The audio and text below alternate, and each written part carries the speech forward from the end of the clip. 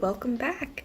I am Amber with the Young Adult Department, and I'm going to tell you guys about some of the new nonfiction, biography, and graphic novels that has entered into our collection this month. So in our biography, we have One Shot. This is about a story about a boy who's being bullied for having Clones syndrome. It has kind of like a graphic novel styled pictures and storyline. It also seems to, he also seemed to suffer from attacks and to fear and anger, and how he goes about through with it while dealing with bullying. Next in the graphic novels, we have Infinity Inc. in the same universe as DC. This is in the same also universe as Superman.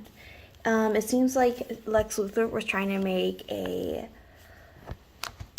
army, we'll call it, of teenagers, and the project actually went wrong.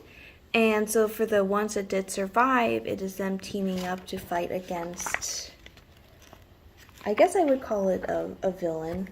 I haven't read these so far, so I'm going to give these a try. I've actually never heard these, so I would suggest checking them out, maybe letting me know how it is. Next we have is Tower of God. If you guys have heard of webtoon comics, we also have some other ones here by also webtoon. So like, what was the one? Lore Olympics. They are all found at this app you can also get, but they published these because they became popular enough. So this one is about an actual tower where you have to go and deal with wealth, power, betrayal, and revenge, all taking place at this tower. And so they defeat monsters and stuff like that in this tower to get higher up. And apparently one of his friends is stuck in the tower. And so this is his journey to try to find her in it. Our last category we'll be talking about is just regular nonfiction. So if you actually like Studio Ghibli stuff, like Howl's Moving Castle, Spirited Away, Ponyo, all of those. So they actually made a unofficial, they don't want to make it like actually like with the company and everything. So these are recipes that are inspired by movies that are in it. So I'll show you an example here. Let's see here. So from Spirited Away, that they have the rice cakes, and they have step-by-step pictures on how to make them in here. It's pretty cool if you want to try something new to make. Next, we have a book called Rethinking Gender. This is about the author, and actually a cat too. They go on a journey to answer some of the questions within the LGBTQIA+. Questions that maybe some people are afraid to ask or want more information to know about but can't go about it. There is descriptions as well as pictures of them trying to figure out the unanswered questions. So for example, one of them up here is how common is it not to fit in the box of marking male and female?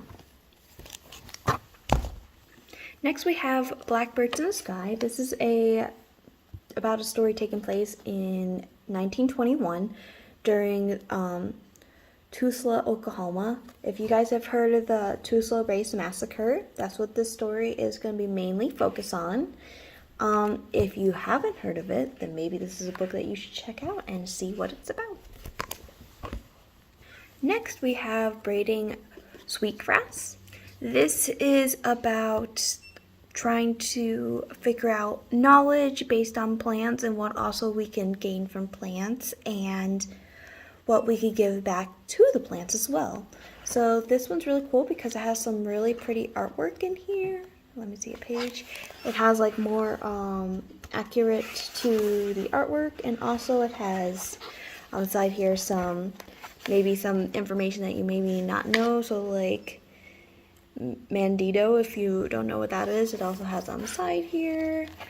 And it also has some really cool information that you would want to try to find out. Maybe learn something new. Next we had My Selma. This is taking place in the 1950s, just right at the peak of the civil rights movement. and her childhood dealing within that movement. Next, we have Black Testament. This is about blackout poems, and it has more correlating to the grieving and the Black Lives Matter movement and dealing with speaking out against that.